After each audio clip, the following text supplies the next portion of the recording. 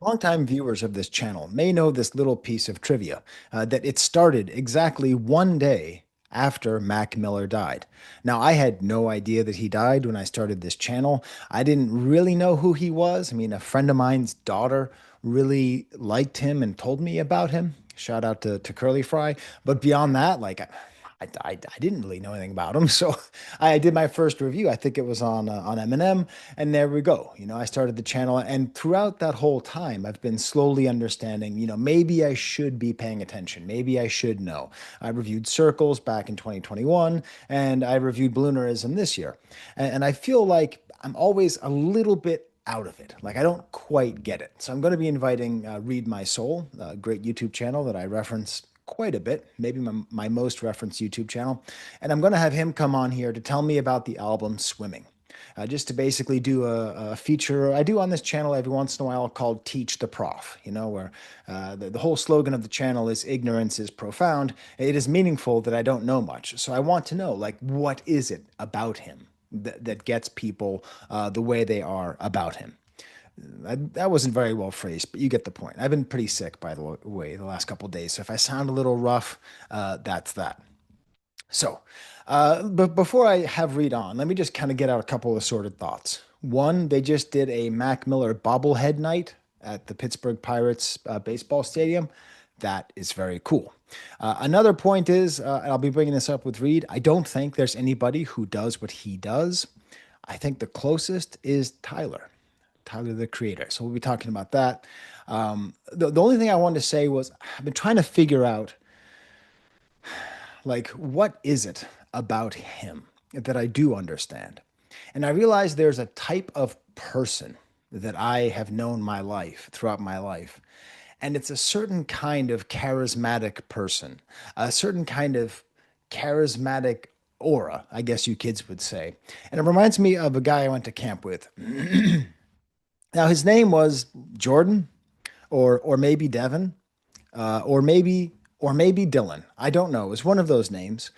He was a really cool guy. Like he had a leather jacket.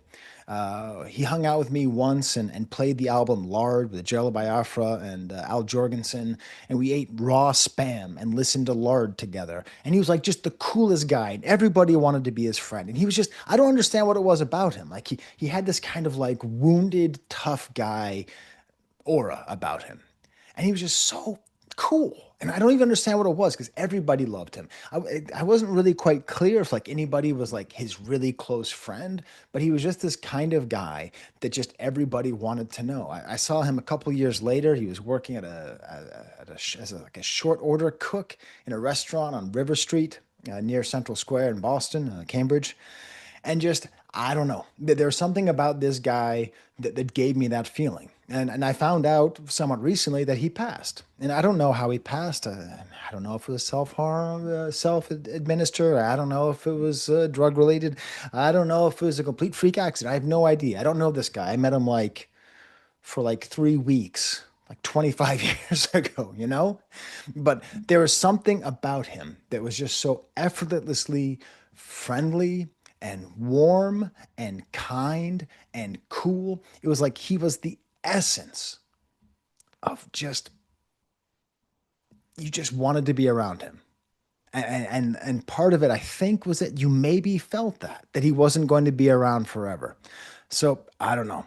So we're going to be studying this album, which, as far as the only other context I gave myself, was this was after his breakup with Ariana Grande, which is just still weird to me that the lady from that TV show is so popular, and after he got a DUI. I think it's meaningful that when doing research for this, I read an interview with somebody, the police officer who arrested him, who said he was the most polite and nice, intoxicated person we've ever seen. That's the kind of guy that he is. And now, the only homework I gave to Reed was I told him that I would be asking him about dramatic irony. So if you don't know what dramatic irony is, it is when the audience knows more than the characters in a movie. All right. So Hitchcock uses this all the time. The perfect example is someone puts a time bomb underneath a seat and the characters sit down not knowing there's a time bomb. The audience gets all excited, but the characters don't know. And that's my main question. How much of listening to Mac Miller is just dramatic irony, knowing with all this references to ODing and drugs and dying that he is going to drug? Is that the way that he is going to die? Is that how it feels? Anyways, the dramatic irony for you is I am going to, at the very end of this video, throw a surprise sneaker conversation onto Reed because he also talks about Reed. He also talks about sneakers. The answer to the question is, what are the coolest pairs of sneakers I've ever owned? It is Air Jordan 13s. I bought them when they came out. Okay. So we're going to see if Reed can guess that. I'm going to bring him on now. And all right, let's talk to Reed.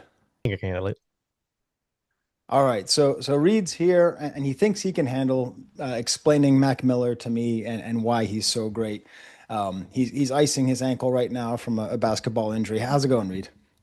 It's going good. It is. This is a pleasure to like meet you. Like, I mean, I know we've been kind of like around each other on the Yeah, internet, things like that, but it's a pleasure to actually like sit down and do this with you. I mean, you reached out a long time ago, and to just kind of like that's just I love that because this is all new and all like weird, but for yeah, a guy like you to reach out to me and want to have me on your platform is amazing. And I kind of had to figure out things, like I watched some of your videos and you're like, my baby's upstairs. yeah, You my baby's upstairs. So I kind of had to like figure that out as well because my babies are not babies. They talk and they are yeah. like they're 5 and 6 and like I have a special needs daughter. She's amazing, but my 6-year-old is really smart. So he's like always like just doing things. So I Right. kind of figure out how to like make that work. But now I have like a studio to where like I have my own space and like I can send the kids up there. So yeah, I'm just excited. This is I love this. This is awesome. Get to talk about Mac Miller today. Yeah, So that's yeah. that's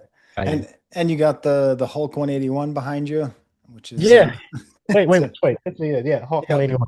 Yeah, That's Rob Markman has like the actual comic behind him. So every yeah, once in a yeah. while I comment on that. Yeah, I got these from Ross like Ross from like 10 years ago. Like they survived with me through college, through like they were like the first purchases of my first apartment, like in 2000 and like 13. And Right. I've lost sneakers, I've lost a lot of things, but I've kept that one and this one too. I kept the Batman one as well. Yeah. That kind of hides away from the regular channel.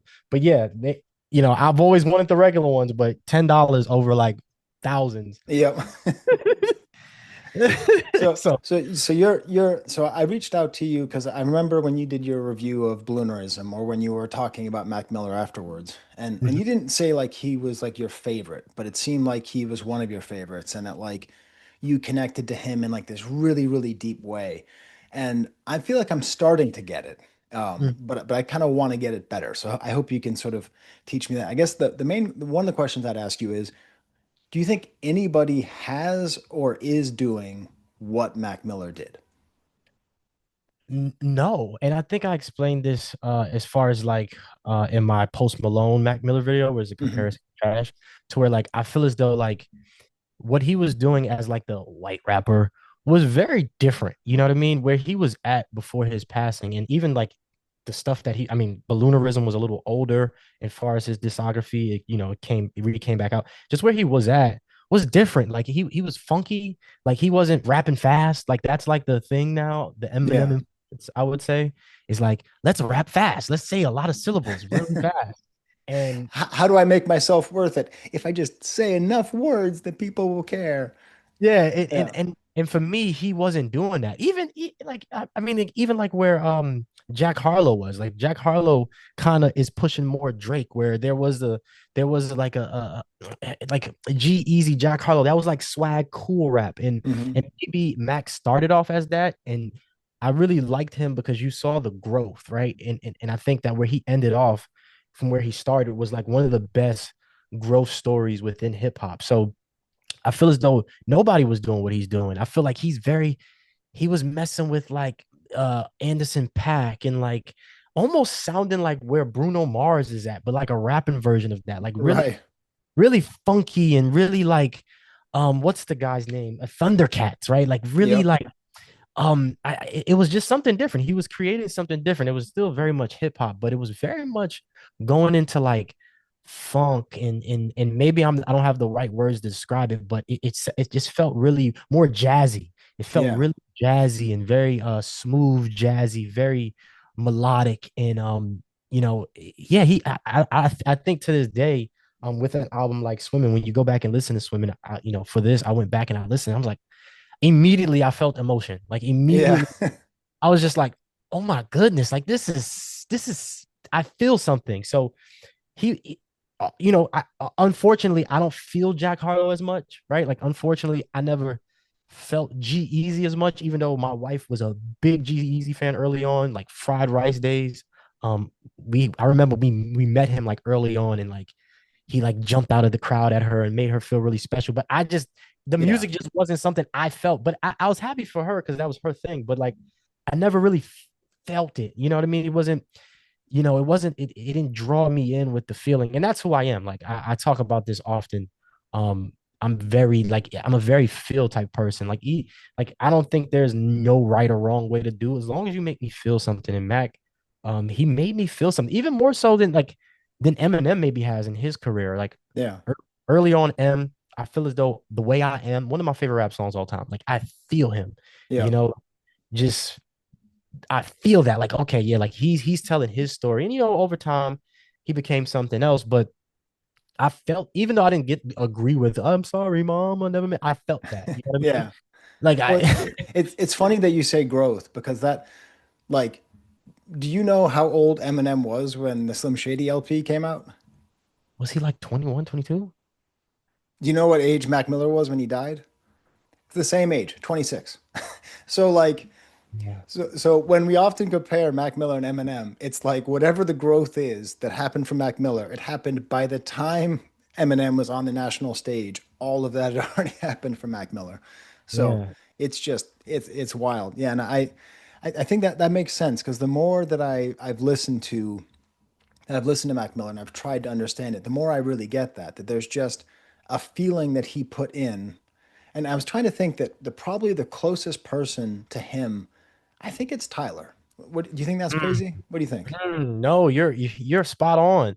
I've talked about this in just my most recent review of Don't Tap the Glass, where I didn't get Yonkers. Like I didn't get it. There was a disconnect, even though like I would visit my cousin Buddha in Queens, and he was like I would say my nerdy cousin, where like he was like in the suburb of Queens. He was a gamer, right? Like, and he was more that he likes that Tyler stuff. I Yeah. didn't get it at first, even though I love I would say suburbia. I love middle class stuff. I don't know if that's the best way to describe it, but it was just a like Lorder Squad. That wasn't my style of comedy. Like I like growing up, I didn't like the fart jokes comedy. You know what I mean? So like Yeah. seeing where he went from like fart jokes to where now like he's like his interviews and his music is just like so introspective and deep. Yeah, wow. He did Sky, you know what I mean? Great trans. Yeah, no, I didn't never thought about that, but I'm literally experiencing that right now. Where it's like, Well, it's like they're like less than a year apart in terms of age, and mm, like when you think like what would Mac Miller be doing now, and I think the answer is whatever the hell he wants to, and mm. that's the thing that I think was what makes Tyler so great. Whether or not for somehow a lot of people don't like this new album. I don't know what's wrong with them, but like like he's just going to do whatever he wants and it's going to be interesting. It's going to be driven and the self-production and working with other people and just being able to sort of exist in all these different worlds.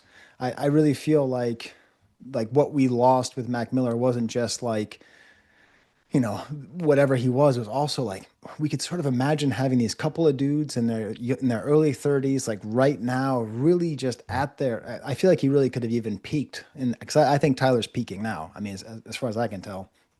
So Yeah, yeah, no, he's definitely in his prime right now. And I feel as though, yeah, with just the divine feminine and swimming, if for me, it was funny because it was a point where I really liked Mac early because I had some friends from like Weirton, West Virginia. I had a good friend from Weirton, West Virginia, which is like on the border of like Pennsylvania and all of that stuff. hmm So he was from Pittsburgh. Basically, yeah, he was from that area, that region. So he kind of brought Mac Miller into my life early on. Big fan, liked the frat rap stuff, and then Blue Slide Park came out, and I was like, eh. And then I was like, and then Born Sinner Yeezus and watching movies with the sound off came off. And my wife, she was my girlfriend at the time. We've been together for a very long time. But we she went to Best Buy, back in the day, used to go buy CDs. She yep, went to Best Buy and she picked up all of them we weren't gonna do Mac Miller. We weren't gonna do that. My friend group was like, nah, but she bought it anyway. And this is funny because this was like the start of my YouTube channel music wise. I was still doing sneaker YouTube, but Hmm. I wanted to transition into getting us and talking about that. So we did like a pilot where we talked about all three of these albums. And that's when I heard the growth and the transition into what he eventually became. So it was like watching movies and then Good AM, The Divine Feminine, Swimming, then Circles. It was like all of it, you can just see where he just was growing and yeah, only Tyler, I could see only Tyler having that type of like just switch and it worked. You know, a lot of Yeah. people do it and it doesn't work. So yeah, I just It's like talking about Mac. yeah, it's funny you say that because definitely, the person who introduced me to Mac Miller was my friend's daughter, and she was just like a teenage girl in Pittsburgh, and she was just like this guy, and she thought I was the coolest guy in the world because I knew anything about rap music. But when I saw that Mac Miller was a white guy, I'm like, yeah, I don't care about this guy, whoever he is. I don't know. And then my brother lives in West Virginia, and it's totally true. Like West Virginia culturally is totally separate from Pittsburgh, but anything that is Pittsburgh is also kind of West Virginia. So yeah.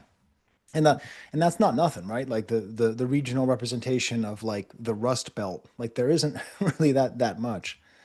And also I remember you saying that you got, was it for Christmas? You got the Tiny Desk album from your wife for Christmas or something like that? Yeah, you like to show gifts? I got this from you. I got showing gifts from you. This is the tiniest album.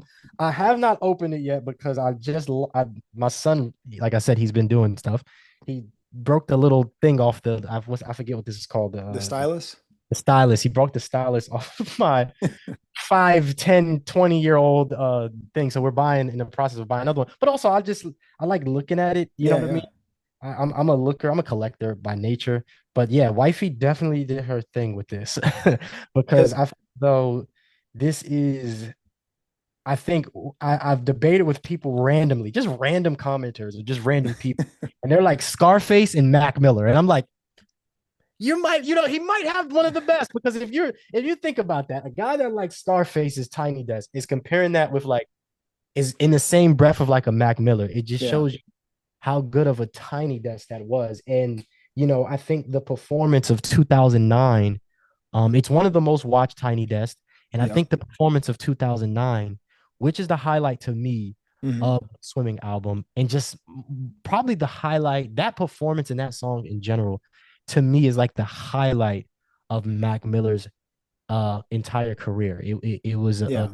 a great way to kind of send him off, unfortunately. But yeah, that tiny desk is powerful, man. You watch it, and whether you know Mac Miller whether you're a fan or not, I think it's impossible to not feel something with that performance. I don't know how do you feel about it? Yeah, I mean, just so I watched it twice today. So the first time I watched it, I just watched it myself, and I was like, this is a really great distillation of the album. It's like the album in just four songs, and I like the whole album, but it's definitely it goes through the gamut of the entire album while focusing on the stuff that matters the most.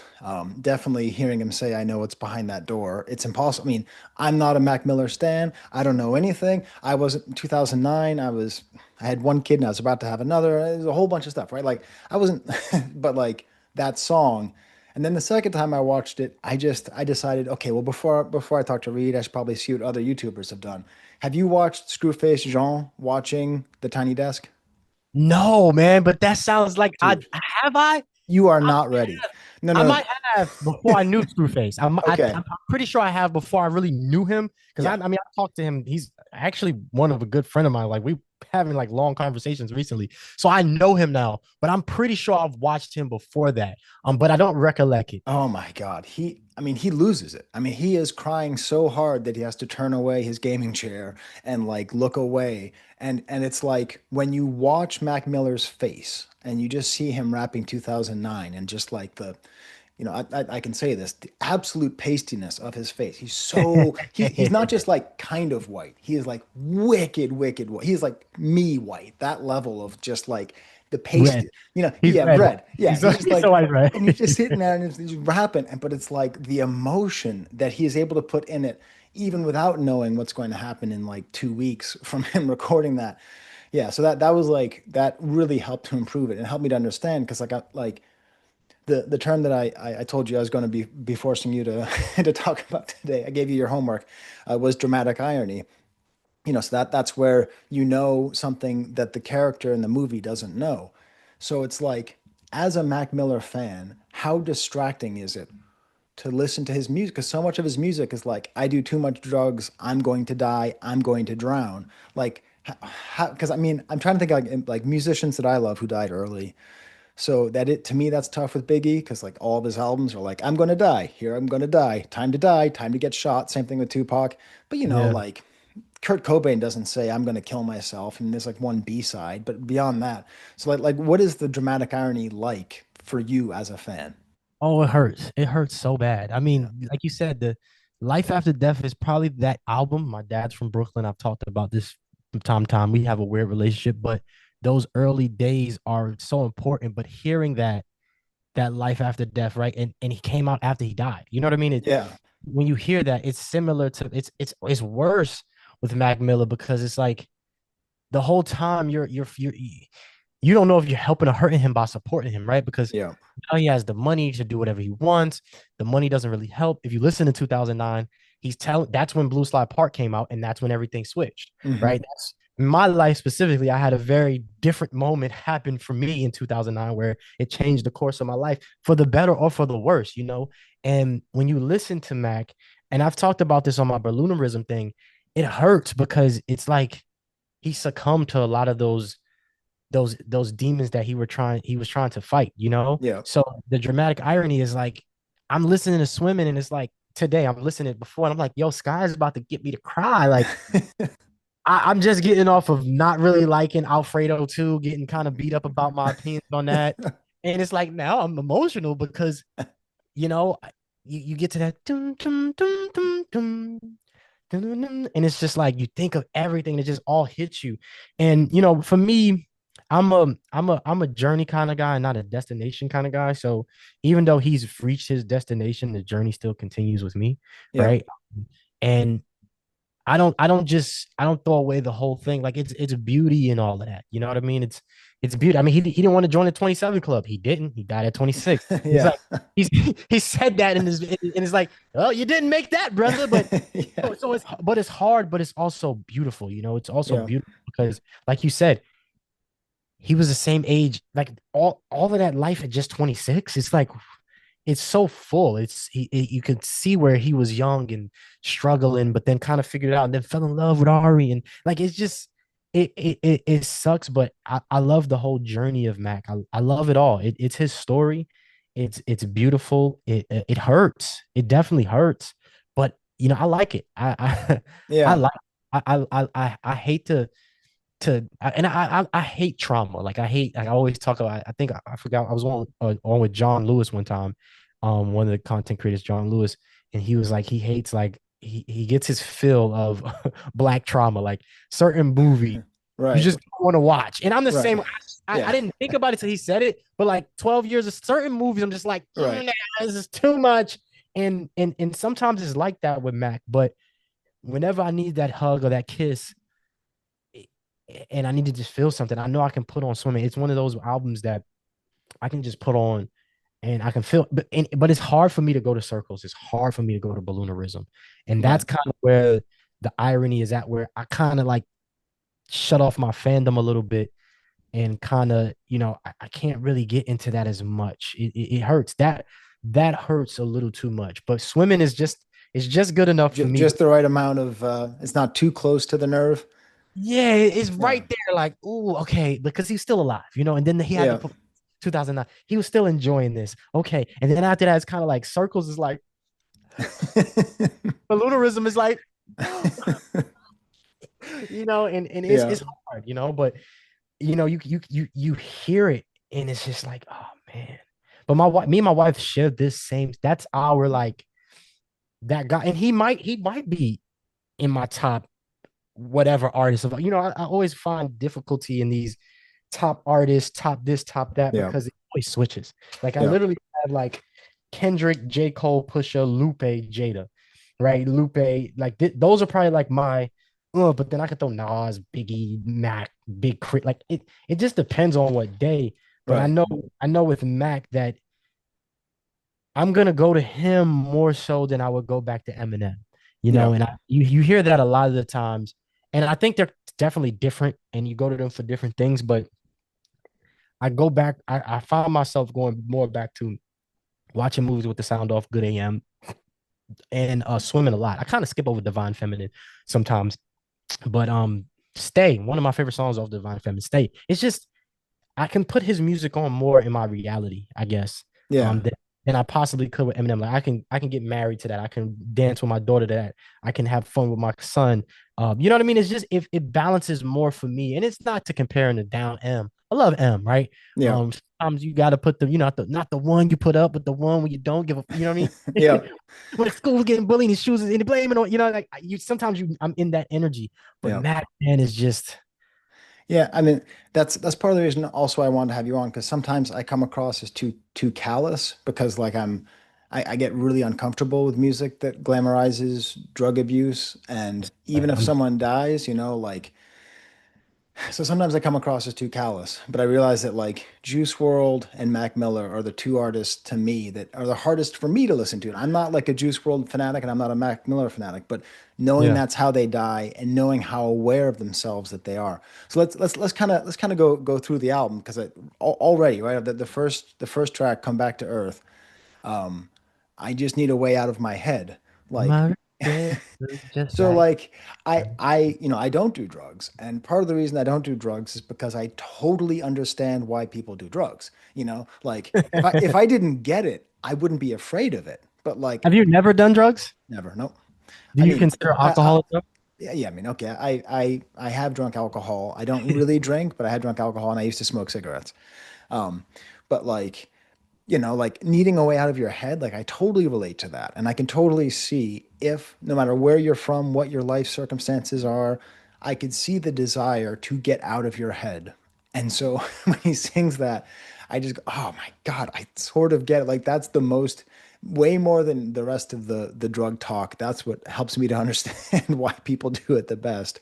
Yeah, you want to silence. You want to silence something. You want to numb something. You want to get away from something. And more than likely, it's the person in the mirror. I love Yeah. that. I love this intro. One of my favorite intros of him because I wanted to go somewhere, but it doesn't really. You know what I mean? Like it's Yeah. just my regrets. It just, and then of course it gets to the next song. But yeah, I'm an overthinker, right? Like read my soul. The Wait, reason why really? who's not? I overthink, and I'm a Pisces too, so like I don't know if you believe in all of that stuff. Sometimes it makes so much sense when you talk to somebody like, I think the same way. But as a Pisces, I'm a dreamer, right? So I'm often in my head. Like I'm literally a dreamer. Read my soul. The name of it is literally where I'm at. I'm in my soul trying to figure it out. So like Mac, when he says this, I'm like, I love this intro. I I want to get out of my head, but then again, I'm like, no, this is comfortable, right? And Yeah. then you start overthinking, then I think it's a great intro, and it does describe, where he's at. I'm just looking for a way out of my head, and that's the music, right? That's the album you're about to listen to, the way out. Yeah, I mean that's maybe the hardest part of listening to it because it feels like, and you can tell me what it was like back in 2018. I said in my intro, I started this channel a day after he died, and I didn't even know. Like I didn't know who he was. I was just not paying attention to music back then. But like what I can imagine hearing the album for a month thinking, Max sounds like he's doing better. It seems like he's going to make it. He was drowning, but now he's swimming. And then you and then you hear that he drowned. Yeah. Um, Yeah. And the circumstances around it suck. It's accidental. And that was kind of like that was really when that Fenty was becoming a yeah. very big topic. It was still early on those days. And 2018 for me was a tough year just in life. It's one of the most difficult years in my life.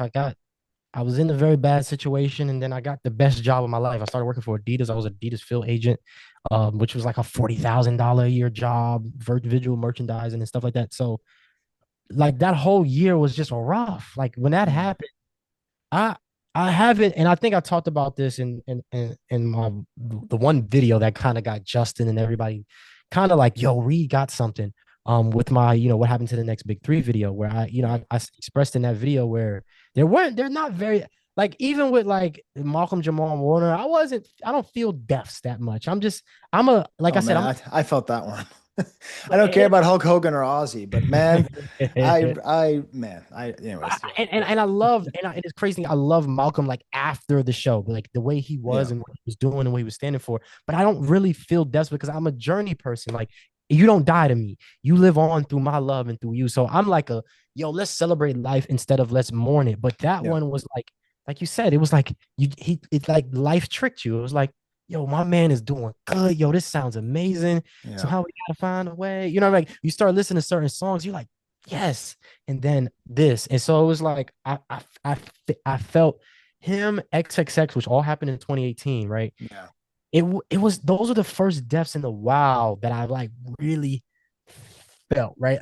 I felt with, I think the first one in hip hop that I felt was Big Pun, because I'm yeah. from the Bronx. Like, I'm from See the that, Bronx. man, I'm I felt that too. These two classic albums.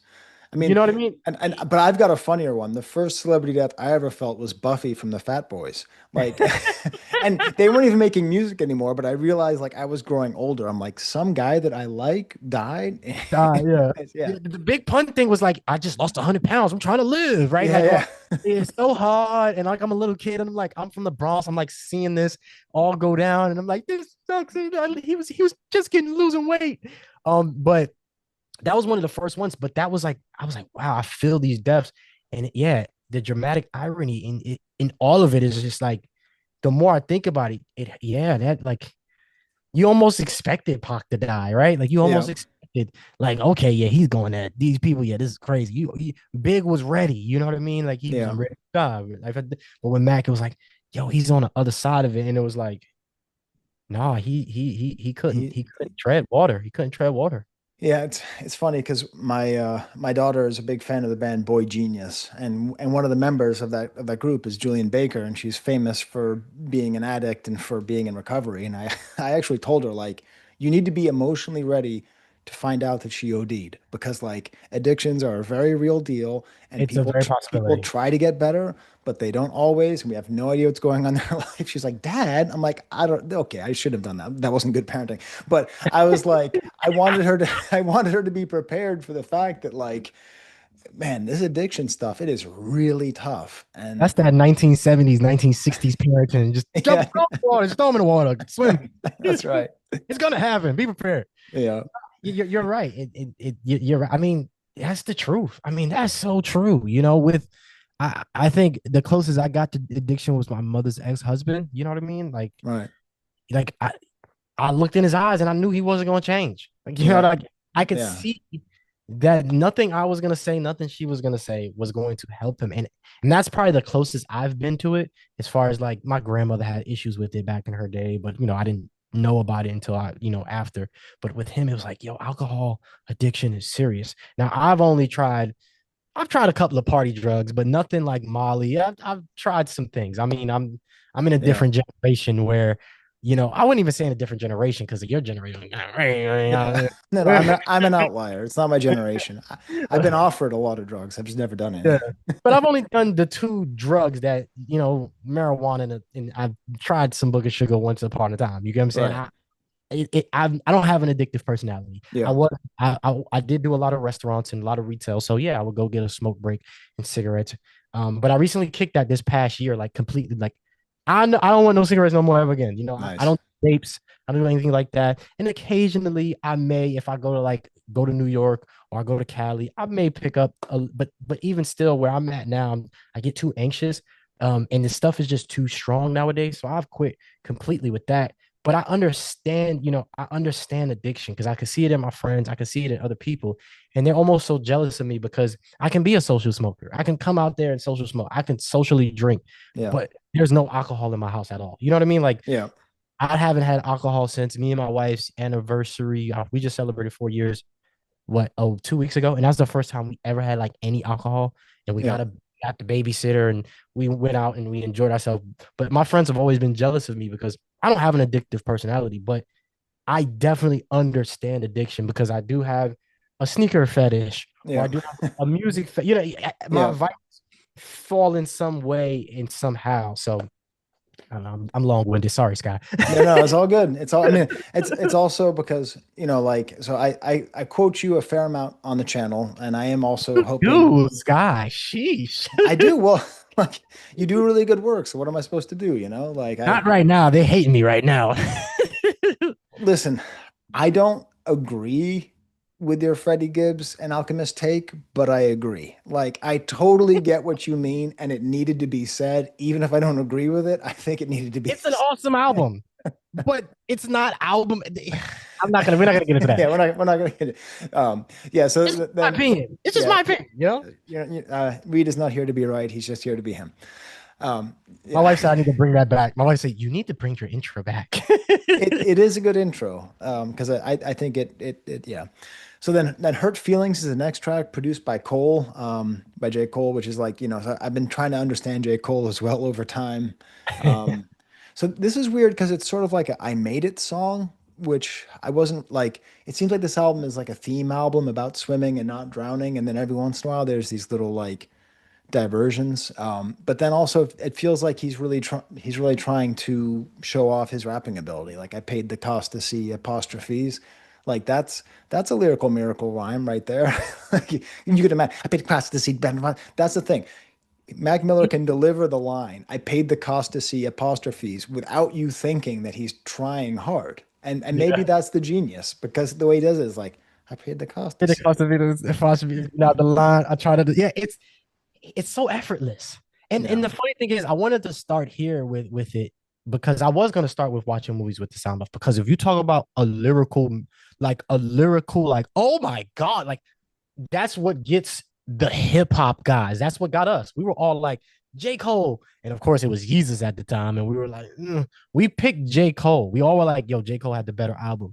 Over time, Yeezus grew to be what it was. But then we were like, but yo, one day we woke up, we were like, yo, this Mac Miller is great. But he's like rapping with J Electronica. Like he's rapping at a super high level. So on this one, it's kind of like right in the middle where it's feeling, but when he does rap, it's like, yo, this is effortless. You know what I mean? Yeah. Like, and when you in hurt feelings and maybe a conversation, jet fuel, it's a few where he's like, I could do this.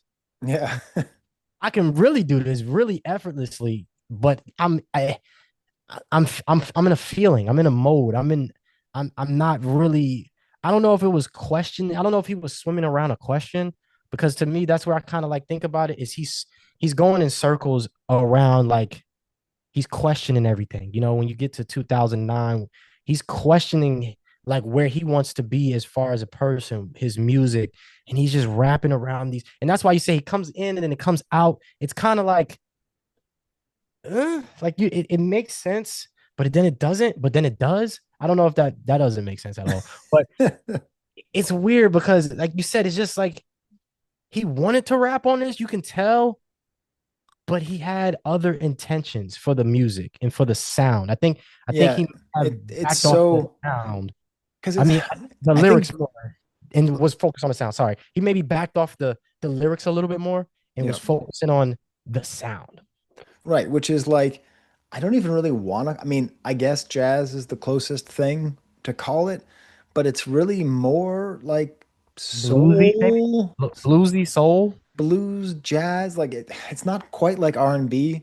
It's not like I wouldn't go as far as to call it R&B, but there's something, and I'm this something that Screw mentioned in his thing I watch is how not only is he effortless in his rhyming, but the way that he slips into singing, you're just like, oh wait, he's singing that? Like you forget what's happening. Like you realize all of a sudden he's singing, and most rappers, when they start singing, it's sort of like here it comes, and here comes the change and the shift, and instead he just kind of goes that way. I did because we have to talk about Kendrick, or else this video won't get any views. The way he talks about bumping Whitney and driving around, I part of me wonders because right, Kendrick is a huge Mac Miller fan, right? The You were whacked really out close during the end of his life. Yeah, so Uh, like the whacked out murals, need a tape, we need a baker in the tape deck, ride in my GNX. I don't think it's a reference, but it is interesting that they both have this, a rapper driving in a car listening to a female R&B singer. So I'll just put that parallel out there. Let someone else do that. Well, the thing is, and I think even now, like I'm getting people to like think about that now because there's always this is pure hip hop, but it's like most of the like this is what pure hip hop sound like, rappity rap rap. But most of the pure hip hop guys are bumping Anita Baker. They're Yep. bumping R&B on their everyday life. I'm an R&B person. If you put on a Gap band right now, outstanding. I'm gonna lose it. You know, if you put on and that's not R&B, that's a little bit Right. more something else. But if you put on the Isley Brothers, or if you put on even Usher Confessions, if you put on Usher 8710, like I'm gonna lose it. I like R&B. So when you get a guy like Mac who's just like you said, oblivion, yeah, yeah, like like it Hmm. sounds good. You like okay. It works and like he just effortlessly played it. But yeah, R&B is a big thing with those real artsy fartsy kind of guys, right? Yeah. It's Luther. Look at Luther. It's out of all of the songs, Luther's the one off of G and X that has the most commercial appeal. I mean, obviously it has SZA on it, but Yeah. you know, it out of all of that song from Whacked Out Murals, we're gonna Luther, and that's the one everybody gravitates towards. So it has a way of meshing all the genres together. You know what I mean? That's the one thing that's consistent throughout country. It's some form of harmonizing and singing, right? Yeah. It- so yeah, But and his it his singing works for me. It might not work for everybody else. and when it comes to the tiny desk, the thing I was happiest to see was the next song, "What's the Use?" Because I listened to it without reading the credits for the first time. I was like, man, this is some funky ass Bernard Edwards from Chic style bass line with these synths underneath. I'm like, holy shit, this is good Don't let bass. them What's going on here? And then of course it's Thundercat. It's always Thundercat. yeah, yeah, It's yeah. always Thundercat. And so getting to watch Thundercat play that and just his joy of being up there and playing and with like that, because right, like the world was denied a tour of swimming. So just to be Mhm. able to have that, so yeah, this song, Oh, I really I feel like I kind of stop got. hitting me. You're like, you can get a tour. Uh, Sorry. you only got the tiny desk. Oh. But the tiny desk is really good. Yeah, no, it is. Oh my goodness, you're right. That's one of my favorite. Like, you can love it, you can leave it. They're space shuttle, Elon, like Yeah. Celine Dion, till we wake up. You know what I'm saying? Yeah. Then I like. It's just even now you listen to something. It's like okay, that's when Elon had a good, a good Yeah, rep. right. Back when Elon wasn't a swear word. And but because like there's one particular line in this song which I think is like very few rappers could pull off this line, white, black, whatever. Like the way he says, "We're colder than the breeze, but the breeze ain't flowing like me, motherfucker. Hold up.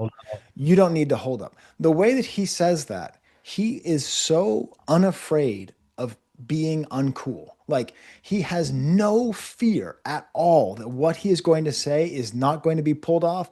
That is such a corny line. Like, hold up. You don't need to hold up. Like, how many rappers are cool enough to pull that off? Like, J. Cole. really? J. Yeah. Cole's probably the only other corny rapper that could. I'm hot dog, catch up to me. Like, okay, But okay.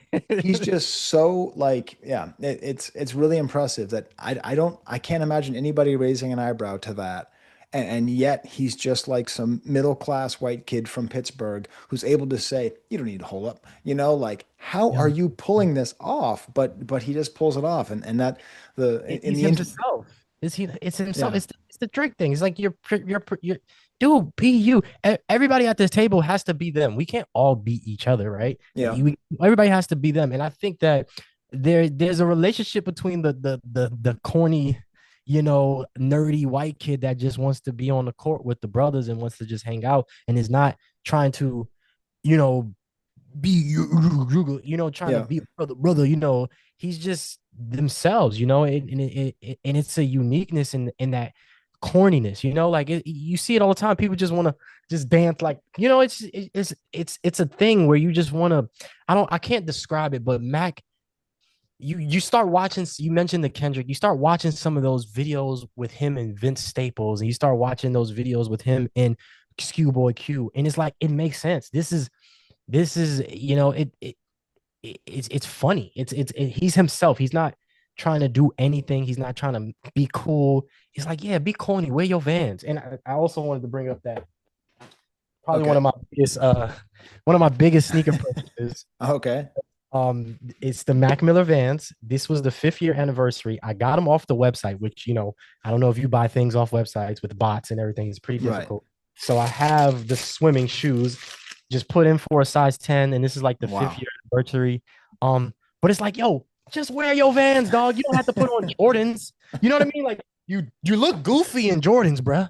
Wear your Vans. And literally, I wear Vans because I like skater stuff and stuff like that. But it's like I'm never gonna wear those, by the way. Those are gonna stay. Like Yeah. I'm never gonna wear them unless like his mom or somebody signs them, and then like I can wear them after that. But like, it's like don't do the Jordan thing. Like wear your Vans, bro. You You know what I mean? just stepped into my trap. And I didn't even know. There has been dramatic irony going throughout this entire for the viewers at home because I set up that I was going to get you into a sneaker conversation and I was going to have you guess what were the coolest pair of sneakers that I've ever owned. And you just walked into my trap. Do you know what they are? The coolest pair of sneakers you've ever owned. Yeah. You you don't strike me as a Jordan guy, but I could see you rocking some Jordan ones. Like that's the Not that old. 13s. Jordan 13s. Yep, I bought them. I bought them. I went down to Foot Locker and I bought them during the finals, whenever it was. I think they were playing the Jazz or whatever it was. So I had a pair of red and black. I gave them to my nephew. Nice. You got the Yeah. bread 13. You don't really call Yeah. anything red and black in the sneaker community bread. So it's like a Red, combination of black and red. We call it bread. But those are red. the 13s are probably one of my favorite Jordans. And like I like the white and blue ones. They're Yep. like flint, they're like white, blue, and gray. I love them. But the breads is like actually those are the first pair of shoes that I got all of my kids. Like they all went through. I got it on my car now, but all of my kids it was a bread 13. It's in my car right now, but that's the shoe that they all went through So, as so, babies. so like you just made fun of people wearing Jordans, and then that was the answer that I told. So that was the dramatic irony. Now I don't know if these are cooler or not, but before I had Jordans, I used to wear Ewings because I think I Yeah, got them yeah, at I got them at Payless or whatever, black and white low top Ewings. Those are pretty sweet. yeah. And then around 2003 or four, I bought black and yellow Dunks that look just like those Wu-Tang sneakers, just without the Wu-Tang thing. Like I think they're the exact same pattern and everything. Yeah. So yeah, that's my brief history with sneakers. With kicks, yeah. No, for me, it's all about what you feel comfortable in. You get what I'm saying? Like if that, because yeah, I can see you wearing dunks. 13s is a little more like, even for me, that's more like a Yeah. basketball shoe. That's like Yeah.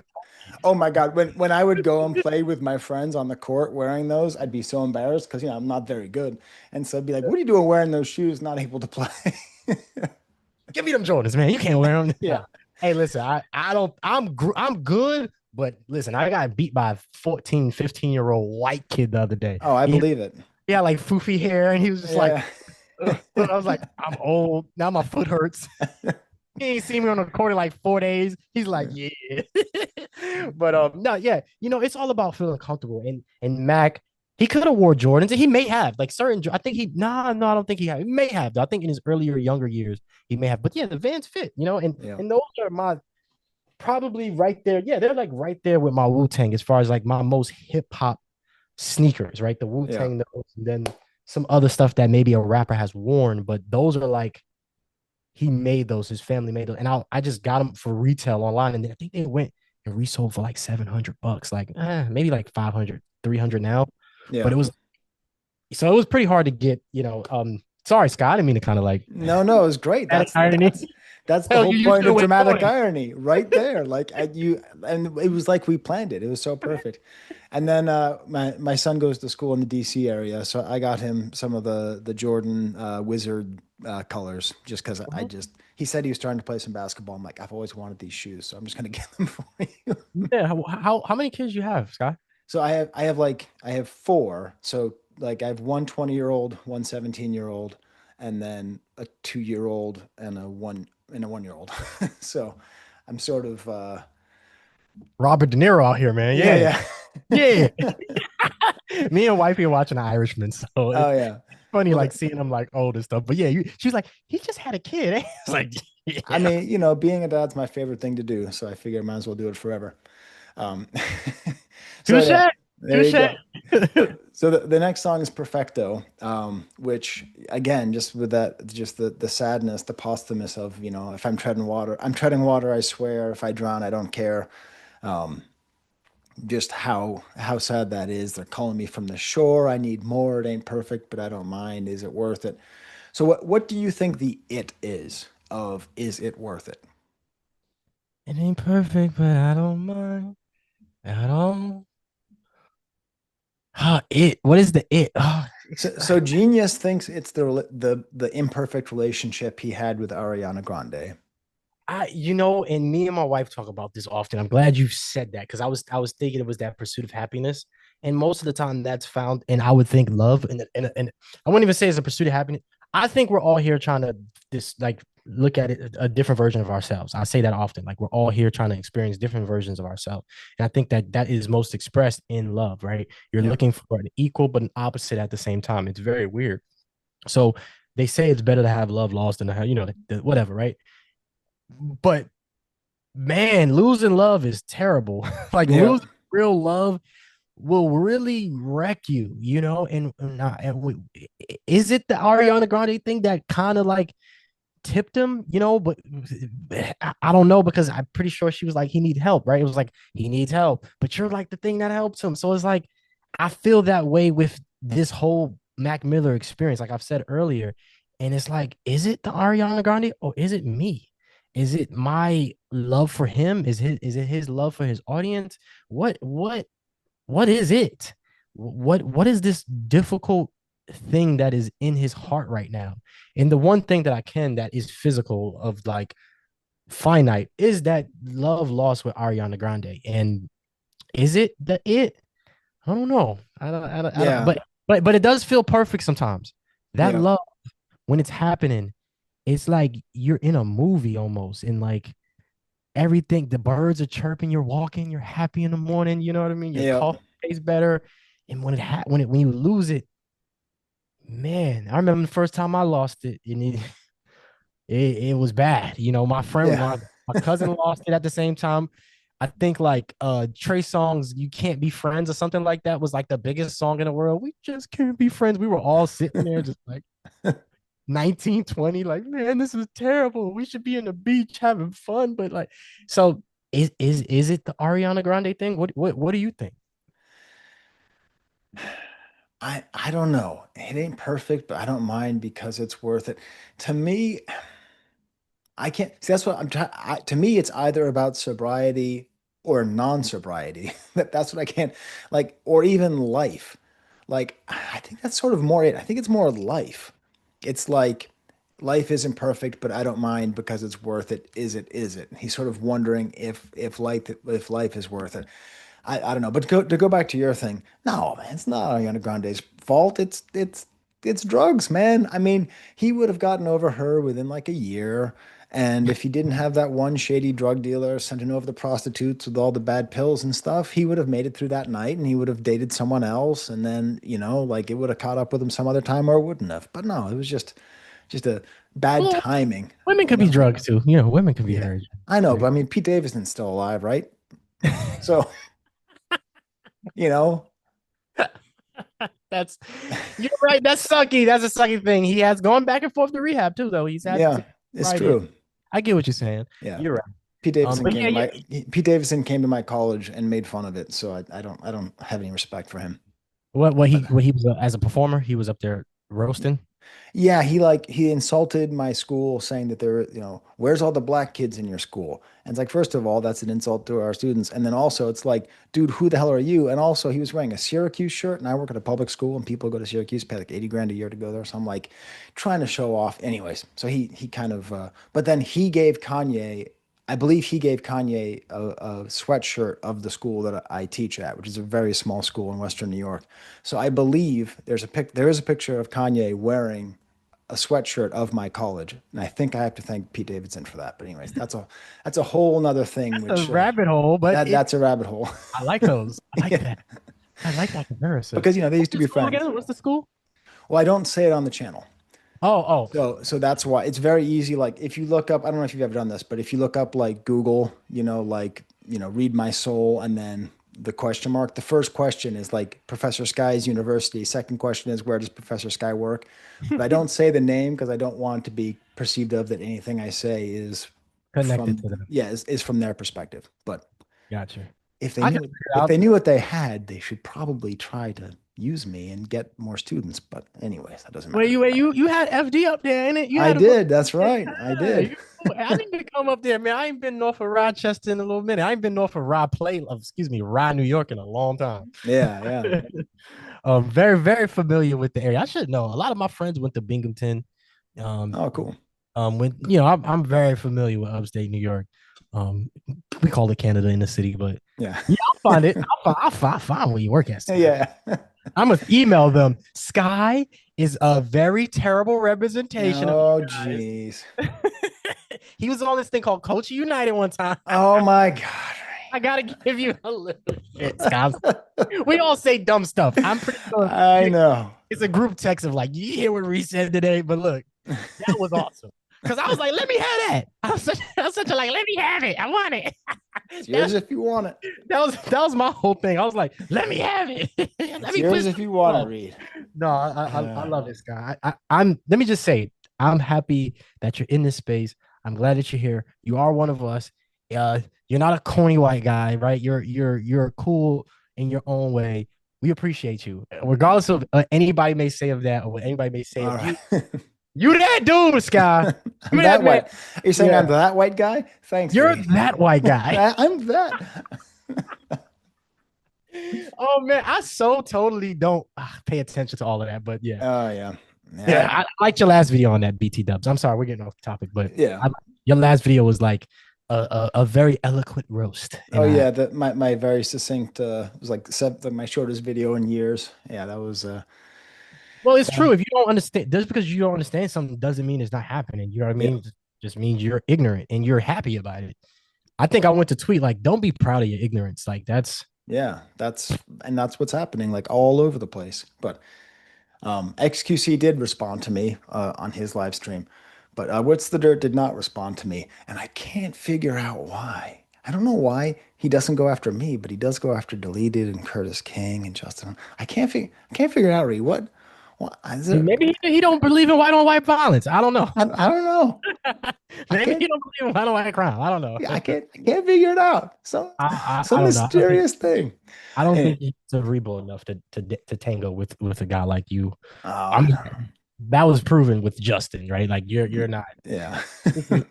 I'm nervous to talk to you about something that I like because you're gonna bring out stuff that I don't even think, and that's kind of intimidating. You know what I mean? That's like, man, I didn't think of that. But it's what we're here for. We're all here to experience different versions of ourselves. I want to hear that. Yeah.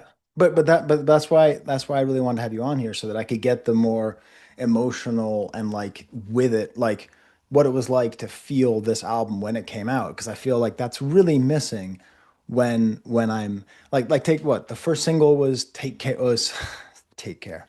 Self-Care. Mhm. The the next song on the album. So like One of my favorite. okay, One so why is this one of your favorites? Well, I like the switch. I love a good switch. The oblivion, yeah, yeah, yeah. I love the switch. I'm a visual person, so he added the visuals of it with the cigarette being in the coffin, right? One of my favorite episodes, or to me, one of the best episodes of CSI Las Vegas was the movie, the mini movie where they buried one of the investigators inside the box, right? So I like to connect these different things in my life, right? I'm a Right. very subjective, right? Yeah, I'm a very me person when it comes to music. So I'm claustrophobic as well. So like I'm to the point where like my cousin said on me when we was younger. It's one of my favorite famous like I bit my cousin. He had to get a tetanus shot because he was sitting on me and he was caving me in. I was feeling claustrophobic. I Right. kept get off of me, so I bit him on his nipple. It was just where I was at, Right. and um, and so like that was like our famous thing. But I'm a like I hate even thinking about being in those tight spaces. Just creeps me out. And that's probably one of my only phobias. Like I'm not scared of heights. I'll get on anything, see the point. I don't care. I'm a action junkie. I'll get on a bike. I'll do whatever. But so being in that box, it just made me think about everything. Like it's like what I think about because words and imagery have meaning. and eventually he ended up in one very, very quickly. So, um, you know, I just like the song and what it stands for. Hold on, wait. Hold on, I gotta give me 2 seconds. Okay. You want me to pause it? Yeah, pause it real quick because All I right. have to listen to a part of the song. All right, one Um, second. Okay, he had to listen to some of the music, and I don't play music because the goblins will get me. yeah, I'm with you. We about that cheddar, we about that chicken. That's Um, right. I switched the time zone, but what do I know? I spend nights hitchhiking with my eyes closed. I can find home. It's like you can find me, but I ain't hiding. Like the only way I could describe music sometimes is by singing it, and if you just listen to it, it just is perfect. You know what I mean? Like hitchhiking with my eyes closed. It's just like I don't know, just like an oblivion, right? Then he comes with oblivion, just being lost and just going with the flow and getting out his own way. Maybe that be the thing, right? Like just closing his eyes and stop thinking so much and I don't know, man. It feels really good to me when I hear this. And this is one of those confusing songs, right? Where it's like, okay, he's kind of getting together. I Yeah. can see the things buzzing more so than maybe the first few songs, right? And Yeah. I'm like, okay, he's starting to get it. And I feel like this is where he starts to transition. Of course, the next song is Wings and then Ladders, right? I feel as though there's like I hit is it up? We're going up now. It's like we were a little like, okay, hold on, Mac Miller might be a little trying to get out my head. Okay, perfection. What is it? Oh, okay. I spin like, and you're kind of going up, and like he says at the end, oblivion. Yeah, yeah, yeah. And the way I feel about the song is how he ends off. That oblivion part makes Yeah. me is how I can describe the first half how I was feeling. Like just a beautiful bliss of just letting this journey happen, and you're shooting off almost. Yeah, yeah. Yeah. And it's because again, it's really hard for me not to just feel how sad it is him saying, we're gonna be all right, and it's a beautiful feeling, and I got all the time in the world. But I see what you mean though about the lit. Also, just okay, so the fact that there's a Snoop feature on this album and you barely even notice it means it's one of my favorite Snoop features. I liked the last Snoop Dogg album. I reviewed it. I respect Snoop Dogg, but he's whenever I see he's on a track list, I think this is going to be the worst feature ever because it's always like, ooh, Izzle talking to Mac Mizzle. All right, where's my check? But he's just perfect because he's barely Money, please. yes. Ash, Yeah. to the dog, to the dog of Snoop. Yes. Thank you. But this apparently has JID on it. Is that Does true? it? That's what it says on Genius. That's Jid. Is that not Snoop? Apparently on this song, apparently JID is on Self-Care according to Genius. I gotta listen to it again. But it's like just like a second. Okay, so let's get into Wings, which has some of my favorite. Alexander Spit is the producer here, and man, I love this beat because like the drums, and this is something I noticed he does on Balloonerism as well. He really does great with these kind of like disconnected beats, like drum beats that sort of have like a jank to them, where maybe it connects and maybe it doesn't. I mean, the best example will come up soon, 2009, which is like it starts off as a snap drum beat and then it becomes drums and then it goes back to snapping.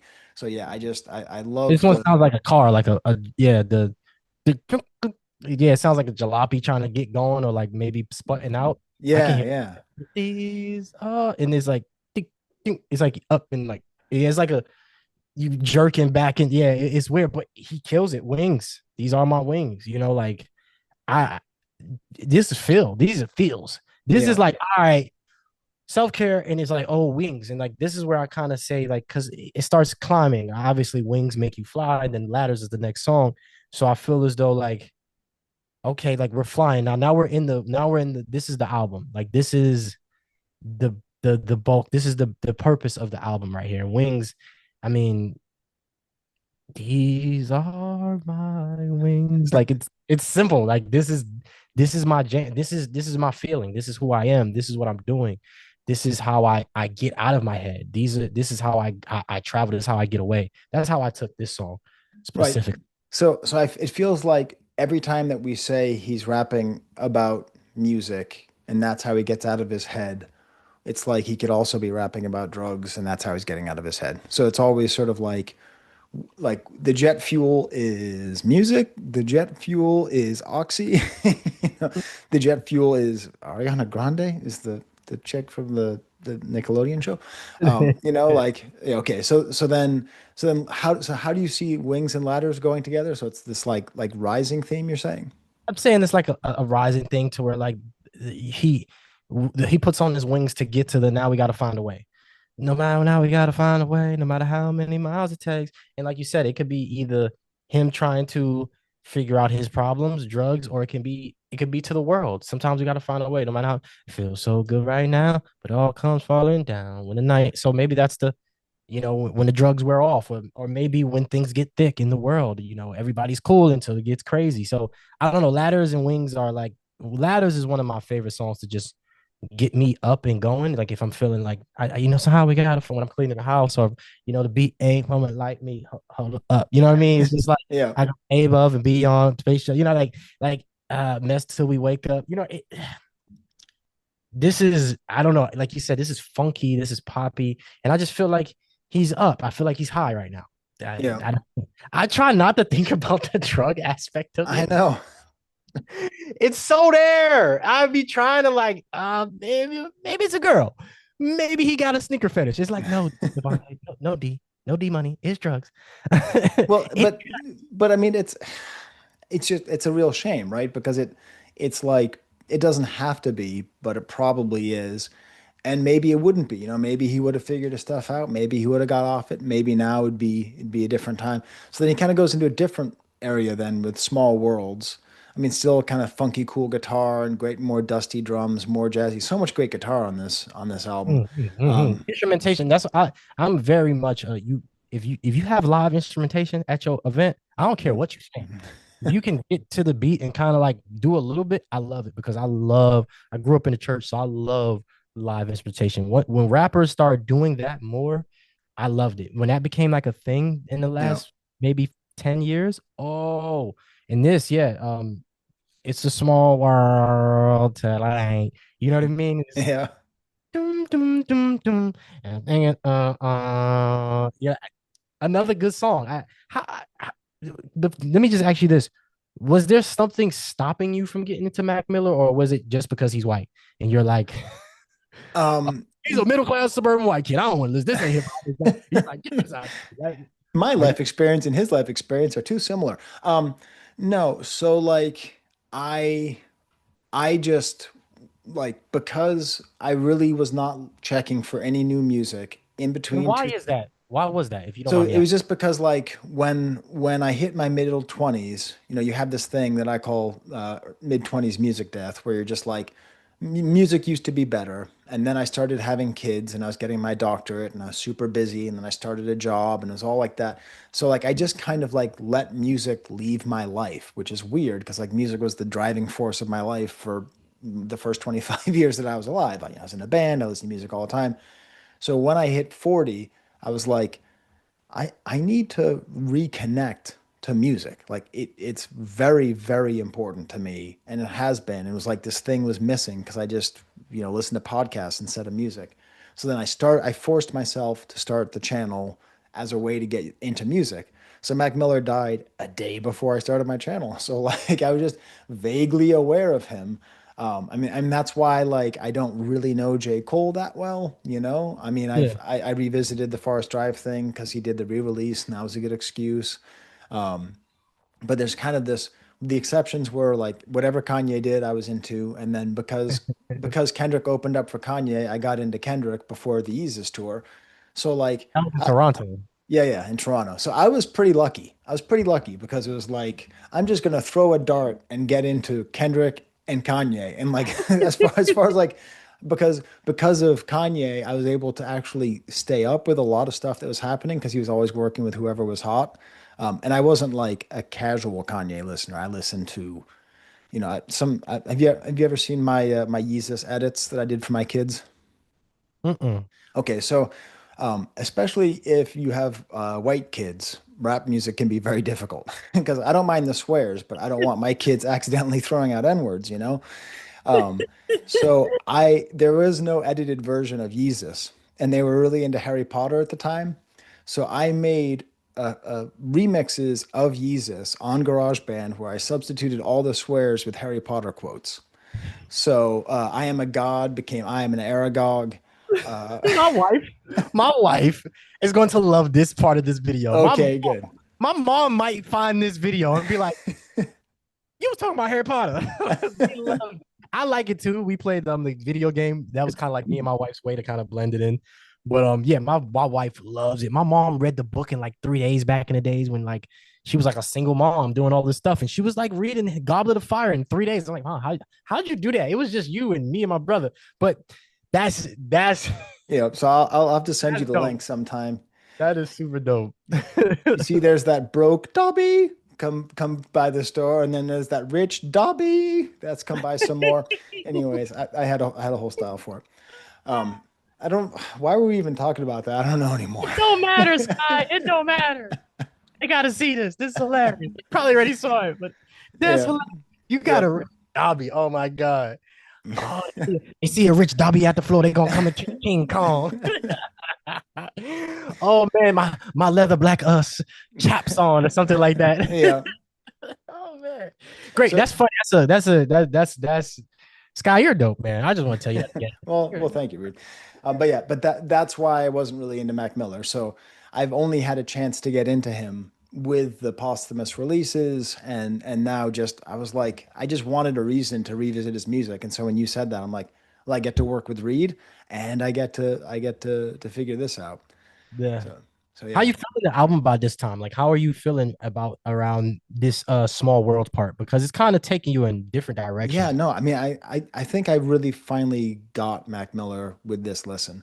I mean, I felt like I was getting it with Boonerism, but because that was a little bit more sort of like I do drugs and I'm happy about it, it made me just a little bit uncomfortable. This is a lot more like I do drugs and I'm uncomfortable with it, which is kind of fine. But like, Yeah. it was really that one line where he said, "You don't have to hold up," and I bought it. I'm like, I think I'm a Mac Miller fan now.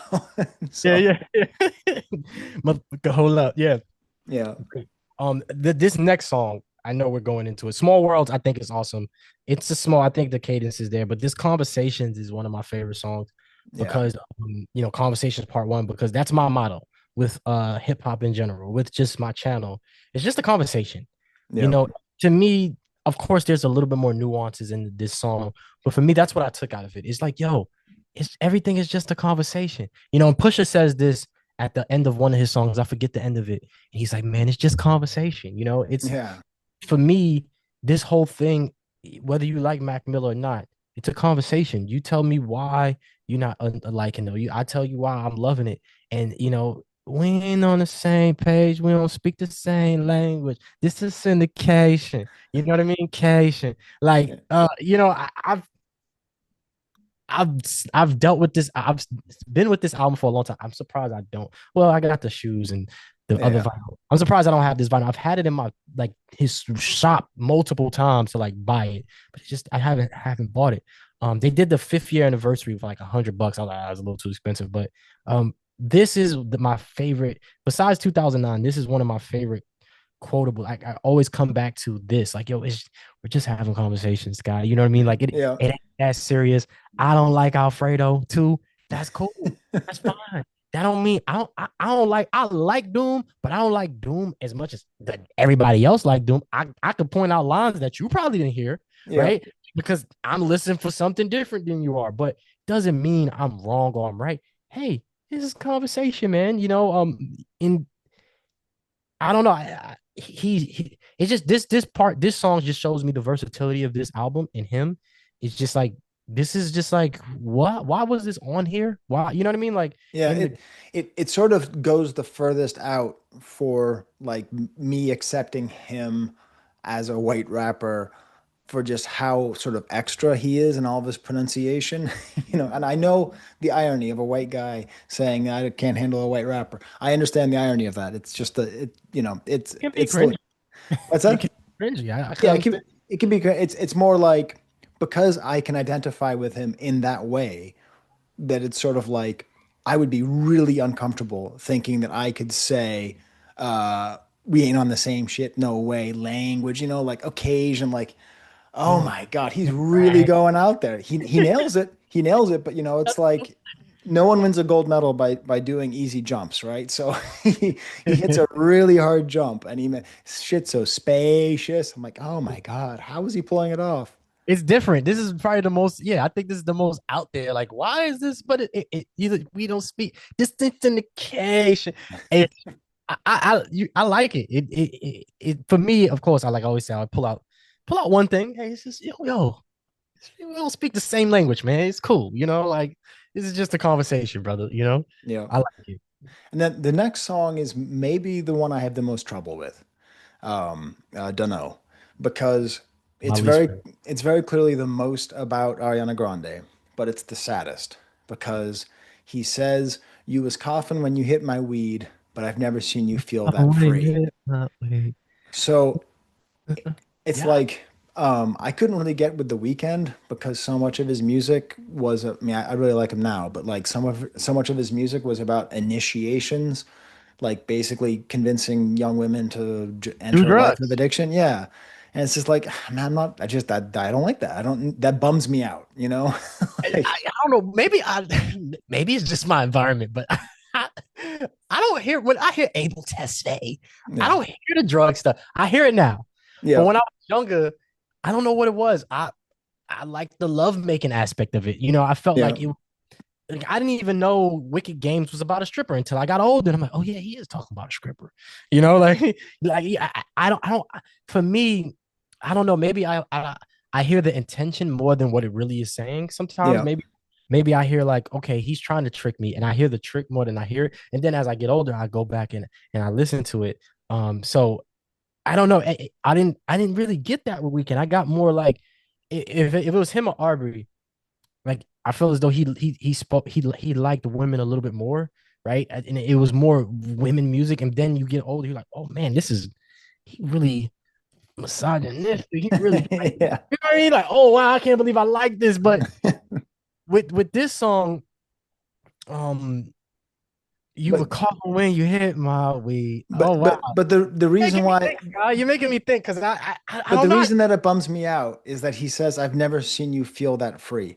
So it means that he is basically not only like giving her the weed, but he's telling her like, I've never seen you this free. You have this great thing. Like the He's lie that letting drugs me tell do you, this. which is true for a period of time, is that you're free, right? So like that feeling of freedom that you get the very first time is a feeling that is definitely something that there is something real there, but it's so illusory and it gets taken away from you so quickly and you end up dying at 26. That like, so You that chase line. chase it. You chase it. They Yeah. say I watched plenty of documentaries growing up. When it's when it's crack, it's the bell ring. You chase the bell ring. You Yeah. chase that moment. And for me, that's oftentimes why I knew I wasn't addicted because once you start chasing, it's like you spend more money, you end up in weird places, and it's like, all right, cool. If you just waited, your tolerance goes down, and you get very closer to that. So you're almost doing yourself a disservice by continuing going. I don't Yeah. want to make it seem like I'm advocating for drugs here, but marijuana is legal pretty much everywhere. You know what I'm Yeah. saying? Not where I'm at, of course. I'm in South Carolina. They ain't never gonna do it. Right. But I get what you're saying, where it's like he's almost planting those seeds in the head, like, hey, you should do this more. This is when you're free. You know what I Yeah. mean? You'd rather be alone. When you'd rather be alone. Yeah. Oh man, I didn't.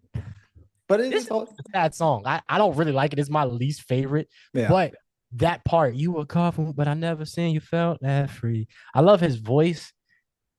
And damn, he sounds so good saying some crazy stuff, man. Yeah, Yeah. he's effortlessly saying these things, and I'm not even taking him like that. I'm just like, yo, this sounds amazing. But if I think about it, wow, Yeah. yeah, that he's definitely yeah, sounds very like you should do this more. Yeah, this looks good on you. This looks good on you. Yeah, do more here, sniff more. You know what I mean? Yeah, Yeah. um, And then jet fuel is also kind of a bummer too, because it's really hard to feel like it's not. it's not a super druggy song, but then it's also like the Steve Lacy thing. And apparently, according to Genius, this was originally going to be on Damn, but Kendrick didn't use the beat. Hmm. So that's pretty fun to kind of imagine. Although the Cuddy Rank sample at the beginning is like a little bit unexpected. But like it's funny because like this lyric, like I used to want to be a superhero flying around a cape, catching bad guys, all that. Like part of me kind of felt like what's the 21 Pilots song? Used to be the good old days. And then you Anyways, wake up, you need to get money. Yeah. yeah, it. Um, I was like, it's a little bit close to that. One time when I was teaching my hip hop class, I was trying to explain.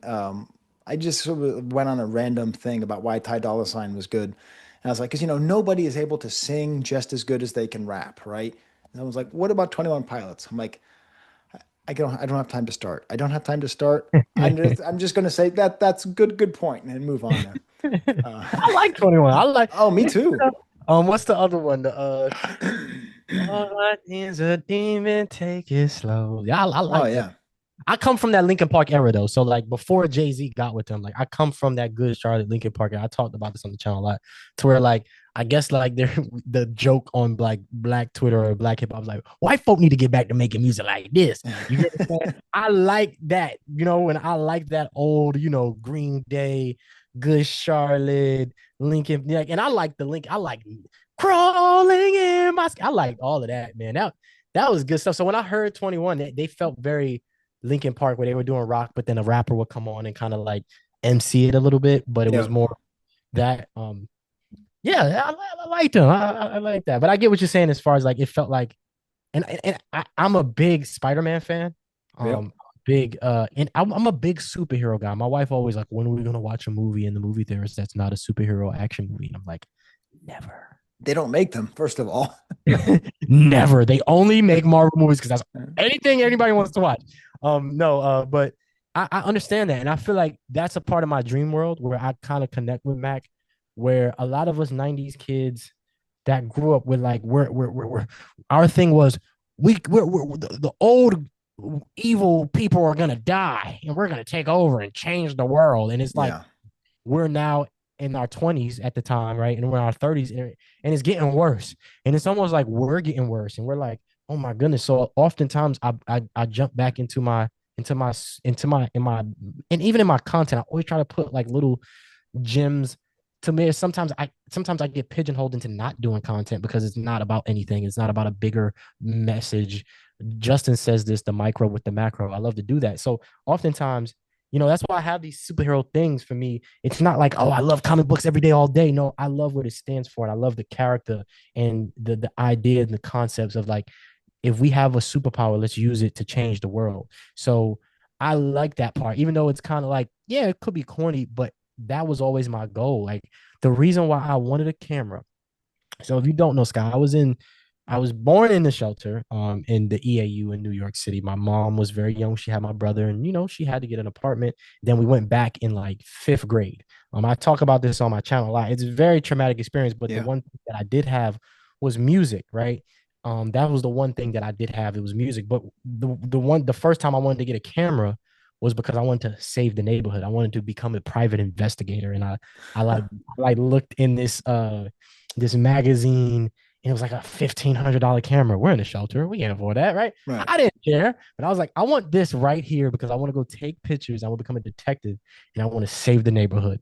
So when it comes to that line, I'm glad you mentioned that. And I know it's just something small, but um that's where a lot of I'm at. Like I'm in that mix of like, man, I want to save the world, but damn, I gotta save myself first. You get what I'm saying? And as you Yeah. get older, you kind of, and I'm pretty sure if you experienced that, you kind of like you realize that like, man, like I can't save anybody until I like pick myself up. So I feel as though our generation kind of went through that in one of the craziest ways because we felt as though we actually had the ability to with these things or you know what I mean, like we Yeah. started so much and it was just like, man, like I can't save the world. I have to save myself. And it's Yeah. not selfish, but it's like the best way to save a community is to start with yourself, and then you Yeah. Yeah.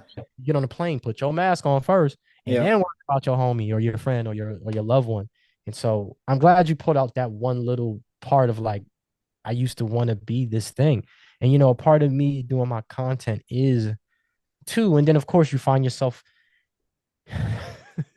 you find yourself digging into a Freddie Gibbs album and now you're the worst, or you find yourself in a beef with What's the Dirt or whatever. And it's like, Yeah.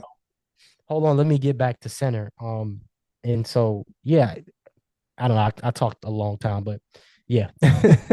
Well, it's funny because my son used to the lunch aide used to call him Little Batman because he would like run around and he was like always trying to make sure that everything was fair and no one was being mistreated. And the worst gift I ever got him was like a book that's called like How to Be Batman. And it's like a full on like detective thing, and I had to take it away from him. He's like, uh, He was like, Dad, well, in this book, it says that you yeah. are Oh, hiding something when you look to the right or to the left. exactly. But Whatever. then the album thematically ends 2009. I mean, there's one more track after it, but this is your favorite song on it. Seems like it has to be everyone's favorite song. Maybe the most sad song. It's not 2009 No Moan. I know what's behind that door. What do you think's behind that door? Um, I think a lot of what I heard in this album, which I waited to say on this, is the wrestle with fame, right? The wrestle with fame, the wrestle with getting everything you ever wanted. You hear him. I think on one of the songs he says, I'm stuck inside of a hotel room. Like you can't something like I'm on the fifth floor. Oh well, I guess it's kind of something in this hotel. Like you don't. Yeah. I guess I'm kind of okay in this 5-star hotel, right? So when I hear 2009 being on the other side of the door, I hear it multiple times in multiple songs. I'm sorry, this album is so like I have so much to say about it that I'm like I'm trying to bring these points, and I've never did a video on it or anything, but what I hear a lot is that wrestle with what you get, right? Blue Slide Park, his major label debut, his coming out party to everybody. And I don't know if he was actually doing the music he wanted to do for that little bit of stint, right? I feel as though that's where a lot of the drug addiction comes from, a lot of the change comes from in Yeah. that 2009 year. I didn't like Blue Slide Park. I know I was out of here, right? I was like, all right, cool, I'm good. And so I could imagine what he was wrestling with at that time. And as a person who, for one, I like numbers. I follow the number 9 in my life everywhere. My life path number is 9. I see it everywhere. My address has it. I lived in 9H parts of time. It's just everywhere in my life. In 2009 was one of those years that changed me for the better, for the worse. I had a kid at 16. I was 16 years old. The year before, almost to the 9 months, the exact day of my son being born, my cousin was killed, right? He was murdered, and his name was Nathan Alsbrook. He went to Rice. He went to the same, that was the same all boys high school as Cameron and Mace. And so he was very popular. He was way more popular than me. He's a basketball player. He wore Nautica. So everybody, in Harlem, you get a nickname, Nautica Nate. Okay. Was his name is Nathan, and his brother is Nelson, is Nathan and Nelson, and then me and my brother was Devontae and Deshaun. So, and then my cousin was DeJour and Dynasty. So that's kind of like how the themes was. So I was March, he was April. So leading up to 2009, I had a lot of experiences between 2008, 2009, and my life changed. So me personally, I know that year specifically, even like the freshman cover, if you start looking at like Wale coming out, and Kendrick kind of was like, that was like his, even though I didn't find Kendrick until after that, but like a lot of those guys, J. Cole, Kendrick, it was a real big moment in 2009. Of course, as we go into 2010. Um, so I think from Mac and just me, it was just the other side of everything. The other side of everything you may want or you think you want. And it may not be exactly all it's cracked up to be. So 2009, man, it hits me so, so, so deep because I was not ready for nothing in 2009. So I it, wasn't. it's really funny you say that because that's what Screwface also says. So like there really might be a generational aspect. I mean, there is definitely a generational aspect to Mac Miller. Like I think I'm too old for him to hit me the way he hits you, and that's neither an insult to him nor me, right? That's just facts. But like Screwface in his review, like it's 2009 that gets him to lose it, and he starts talking about what happened to him in 2009, but he can't really get it out, and it's very similar to what you're saying. Maybe 2009 is your 2001, although less ostensible reasons for why it would be that way for you. It's a canon event. Those 2 days are canon. I was in third grade when 2011, when I was Yeah. in New York. I remember my teacher. I'll never forget it. That was the day, kind of like I kind of knew something was different about the world. Yeah. It wasn't cartoons and cereal all the time. Yeah, Uh, but I mean, like, yeah, so that's really interesting that like he somehow, whatever, maybe it was just chance that that's when he came out or it wasn't, whatever it was, but that specific year would be the year for you all to just to absolutely pick it right, and then just beyond the fact that it's just a really well made song and the strings are really good. That one lyric, I'm really just trying to start believing in God, is yeah. just because I mean, we both talk about our spirituality on our own channels from time to time. But the thing is, you can't actually try to believe in God. That's the craziest thing. Like either you believe in God or you don't. Like if you are trying to believe in God, then you don't. Like it doesn't make you a good person or a bad person, but it's like it's it's sort of a switch. You can't.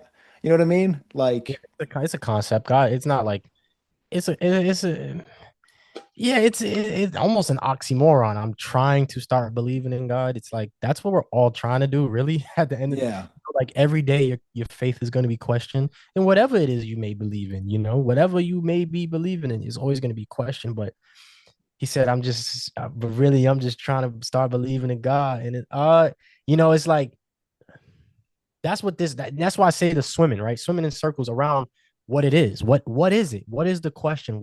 I don't think he's swimming in circles. I think he's swimming in circles about everything, about life, about God, about him, about everything.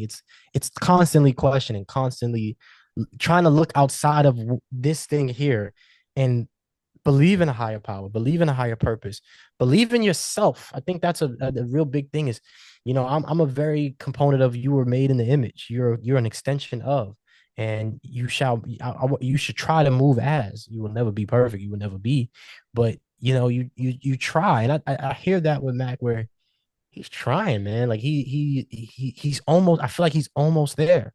yeah, And maybe if he was a professor in a small town in Rochester and he didn't have the pressures and the ills yeah. of celebrity, right? Just had a big famous celebrity breakup and drug addiction, tries to go to rehab and all these different things, get signed for 20 some $1 million, right? Like, and then you find some amazing artists like Kendrick and Cole, and then you probably don't feel like you're worthy to be around them. And Yeah. it's a lot of not Kendrick and Cole, but like the most dope guys with TDE, he's real big with them. And so for me, that I guess that's why it's so sad because I know where I'm at now and where I was then. You know what I mean? Like Yeah. I couldn't imagine stopping then, like stopping in 2009, stopping in 2018 with all that I know, all that I learned in the last 6 months of just my YouTube career and just Yeah.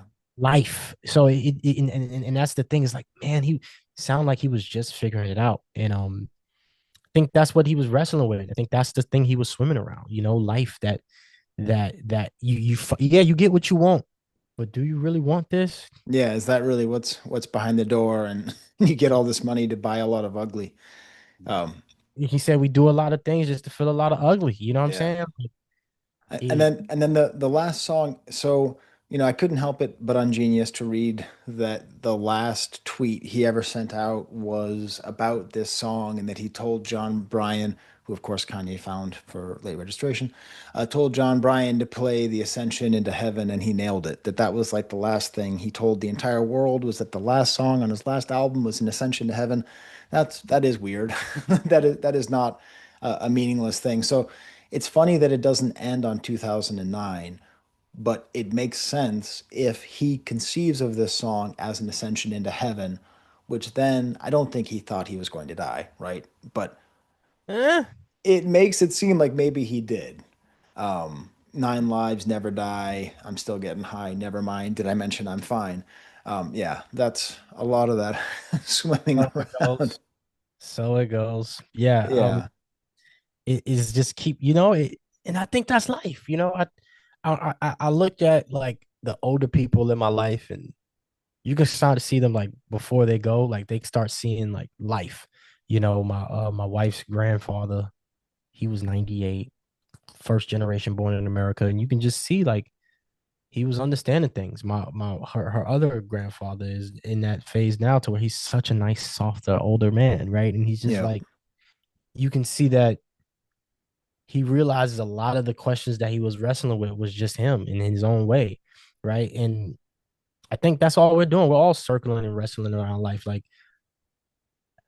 with my YouTube channel, with your YouTube channel, I hear you talk about it a lot. Like, man, nobody watching the stuff that I really want to talk about. But if I make this controversial video about this guy, so you're Yeah. always swimming around that concept of, am I doing what I'm supposed to be doing? Is this right? Is this? And then if you add drugs and celebrity, and I can imagine what those conversations goes. But I didn't know about the ascension in the heaven tweet and stuff like that. But that's another reason why it's hard for me to listen to circles and balloonerism, because I would like what that person wanted while they were here to be that. You know what I mean? Like Yeah. that was a song, that was the last tweet. So yeah, it's hard. This is it's so it goes. It's kind of like again one of them jalopy type beats, like one of those bunka bunka type beats. Yeah. Um and yeah, man, I just for me it was just like it's one of the hardest songs for me, and I kind of hide behind 2009 because I know that there's another song. There's one more song, right? Like there's Yeah. one more song I could listen to from him that was during his life. And so it goes, it's like it's over. Like for me, it's like it's over. This ride, it's over. This is the ascension into heaven. It's Yeah. over. No more Mac. I don't know. Um, it just for weird, it sums up everything so perfectly. The whole album. I thought 2009 did for a very long time, and I used to be the one of those guys. Man, he should have ended with 2009. Yeah. That send off is amazing, but I get so it goes even more now when you say that it was the ascension into heaven in his last tweet. Yeah. And that's it's maybe a less sentimental way of saying goodbye and just sort of saying, so it's almost like saying it is what it is. It's kind of a weird fixed sentiment. So the thing is that I was planning on ending this whole video with my sneak attack on the sneaker conversation. So, but because we already blew it, the only thing I was going to ask you, are you familiar with the Buffalo rapper Jay Skis? I've heard of his name before, but no, Okay, I'm as far as I can tell, he is the only rapper who is a true sneakerhead. Like he has so many rhymes that are lost on me because he's going into great detail about like different colorways and stuff. So I yeah. just wanted to let you know that like he is really into it. Like he's sometimes, I mean, I know uh, Ray Vaughn had a really great thing talking about the Shaquille, the Shaqs, how he used to be embarrassed, but he's not embarrassed anymore because he was too poor to afford Jordan, so he wore Shaqs. Yeah. Um, every time I hear any sneaker reference, I always think of you. So I'm like, you Oh need to yeah, be. I hear him. Wale, big sneakerhead. He don't put it in his music as much, but are you a Wale guy? No, you don't. You probably don't listen to Wale then. So I've liked what I've heard, but I missed him. So I need to catch up. Maybe we should do Nick, another episode sometime. yeah, yeah, no, album about nothing. He has a Okay. song called White Shoes where he talks about him working in a sneaker store like he like he sold a pair of shoes that they robbed a kid for, and maybe he that was his store and he sold them. You know what I mean? Like Right. we're selling drugs, but the outcome is similar. It's just a lot of nuances and while that people miss. But yeah, sneakerhead bars usually are really cringy to me. I Okay. usually hate them. Yeah, it's kind of like how you feel about white rappers. I feel Right. about skinhead dudes. It's like, come on, dog, you ain't that. But and it's because I can't do it, right? Like I Yeah. do music, I rap, I have a project. It's called Try This Size. In my head, it's called Try This Size. Of course, Read My Soul, where it's like that's my size will be the is Try This Size. That's my size and wrong size. That's like my 3-part EP. I haven't written the lyrics yet, but Okay. it's I can't rap about sneakers. Like I can rap to you about anything Every. else in the world, but I cannot rap to you. I can't be like Wu Tang Dunks. I'm smoking tonic that smell like a skunk. Like I just can't. Like that. That would just kill me if I came up with that bar. That was one of the first bars I've actually said dunks and skunks. Okay, maybe I'm getting better at it, but Maybe. I hate it. I'm gonna check out Jay Skis though. Yeah. He's from Buffalo. I had my brother's best friend growing up was the only person I knew from Buffalo. Um, But I and mean, Jay Skis is really good anyway. I mean, I don't cover everything he's ever done because he just, all the Buffalo guys release like 11 albums a year. Um, but but yeah, well, awesome. I thought that my kids were going to be taking a nap now, but I still hear them, which means I probably need to go take care of some of them. Oh no, you're good. My kids are coming off the nap right now, so it's about to get crazy in here It's for about to a get second. crazy. Yeah. But yeah, so if you are not if you are subscribed to me and you're not subscribed to Read My Soul, you've not been listening to me. So please go over to Read My Soul. I don't know what would you suggest as a video to start with you? I would say maybe the hip hop canon event, the hip hop reset, what happened to the next big three. Even my Mac Miller versus, if you like Mac Miller, you clicked on this, maybe my Mac Miller versus Post Malone, why Mac Miller is in the Yeah. culture and Post Malone isn't. Be warned, that may be a little bit racially insensitive, but I kind of made it feel comfortable for for the brothers, for the white boys to come into hip hop. I think that was like a Yep. very That like, was good. Yeah, hey, that's a good one. If you like this, go see that. go see that. So yeah, but yeah, thank you for having me on, Professor Sky. Yeah. Amazing. Hopefully we do this again. Yeah, Um, yeah.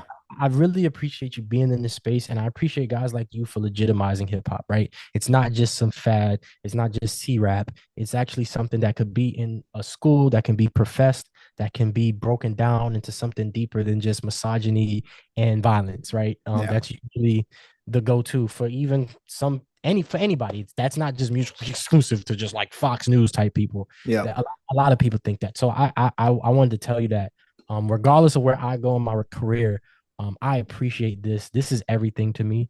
And yeah, thank you for like taking this serious and appreciating it.